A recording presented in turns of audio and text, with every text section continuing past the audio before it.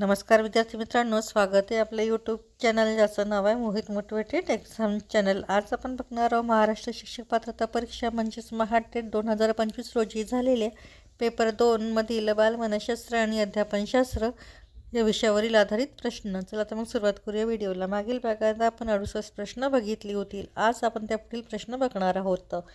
प्रश्न क्रमांक 69 सॉल्वी आणि मेयर यांनी मांडलेल्या भावनिक बुद्धिमत्तेच्या 5 सक्षमतांमधील सामाजिक कौशल्य या सक्षमतेमध्ये खालीलपैकी कोणत्या घटकाचा समावेश होत नाही? पर्याय आहे राजकीय भान, संघर्ष व्यवस्थापन, नेतृत्व, संप्रेषण। तर याचे योग्य उत्तर आहे पर्याय क्रमांक 1 राजकीय भान।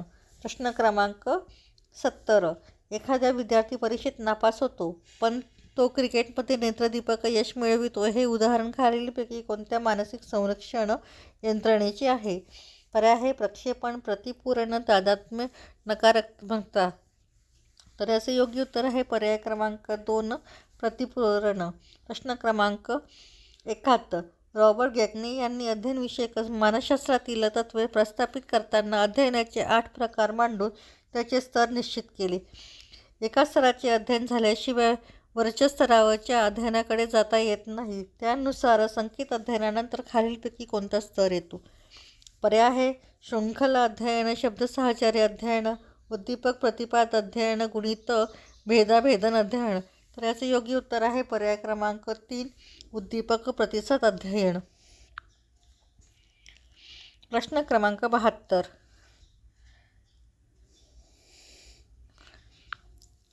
विद्यार्थ्याने अभ्यास करताना विश्लेषण करणे, तत्त्व शोधून काढणे, त्याचे समायोजन करणे यावर भर असेल तर रचं अध्ययन संक्रमण होते। हे कोणत्या अध्ययन संक्रमणाच्या उपपत्तीमध्ये मांडले आहे? पर्याय आहे सामान्यीकरण उपपत्ती, सामान्य घटक उपपत्ती, शक्तिवादी उपपत्ती, बॅगलेची उपपत्ती। तर याचे योग्य उत्तर आहे पर्याय क्रमांक 1 सामान्यीकरण उपपत्ती। प्रश्न क्रमांक 73 मुलांच्या बोधात्मक विकासाच्या बाबतीत मुलांच्या विकासातील विचार व भाषा यावर आधारित सिद्धांत रिकामी जागा यांनी मांडून बोधात्मक विकासात सामाजिक आंतरक्रियांचा मोठा वाटा असून आंतरक्रिया जशा कृतीतून तशा संभाषणातूनही घडतात असे मत मांडले। पर्याय आहे पियाजे, आसुबेल, ब्रुनर, वायगोट्स्की। तर याचे योग्य उत्तर आहे पर्याय क्रमांक 4 वायगोट्स्की। प्रश्न क्रमांक 74 कोणत्याही विषयाचा जो भाग शिकवायचा आहे त्याचे पृथक्करण करून ज्ञानाचे लहान लहान पायऱ्यांमध्ये विभाजन करून प्रश्न उत्तर विचारणे हे खालीलपैकी कोणत्या अध्ययन पद्धतीत येते? पर्याय आहे क्रमणवित, सामूहिक, समवाय, चर्चा। तर याचं योग्य उत्तर आहे पर्याय क्रमांक 1 क्रमणवित। प्रश्न क्रमांक 75 शाळेतील वर्गामध्ये श्रेष्ठ पुरुषांचे चित्रे, उद्बोधक, सुभाषिते व संत वचने लावून त्यांच्या कथा विद्यार्थ्यांना सांगणे इत्यादी गोष्टी खालीलपैकी कोणत्या पाठात अंतर्भूत आहे? पर्याय आहे भावग्रहण, कौशल्य, नीती, माहितीपर। तर याचं योग्य उत्तर आहे पर्याय क्रमांक 3 नीती।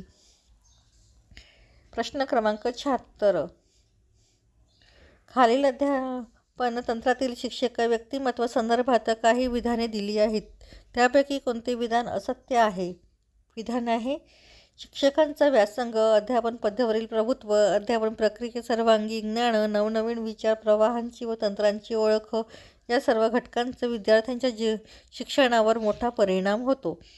दुसरं विद्यार्थ्यांच्या मनात विषयाबद्दल आवश्यक त्या अभिवृत्ती व अभिरुची निर्माण करण्याचे कार्य शिक्षक करतात।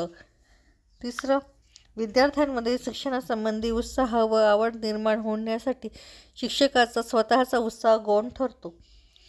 चौथं अध्यापनात शिक्षकाचे स्थान अनन्यसाधारण आहे। तर याचे योग्य उत्तर आहे पर्याय क्रमांक 3 विद्यार्थ्यांमध्ये शिक्षणासंबंधी उत्साह व आवड निर्माण होण्यासाठी शिक्षकाचा स्वतःचा उत्साह गौण ठरतो, हे विधान असत्य आहे। या पुढील प्रश्न आपण पुढील भागात बघणार आहोत। व्हिडिओ आवडल्यास व्हिडिओला लाईक करा, कमेंट्स करा, जास्तीत जास्त हाईप करून व्हिडिओ शेअर करा आणि चॅनलला सबस्क्राईब करायला विसरू नका।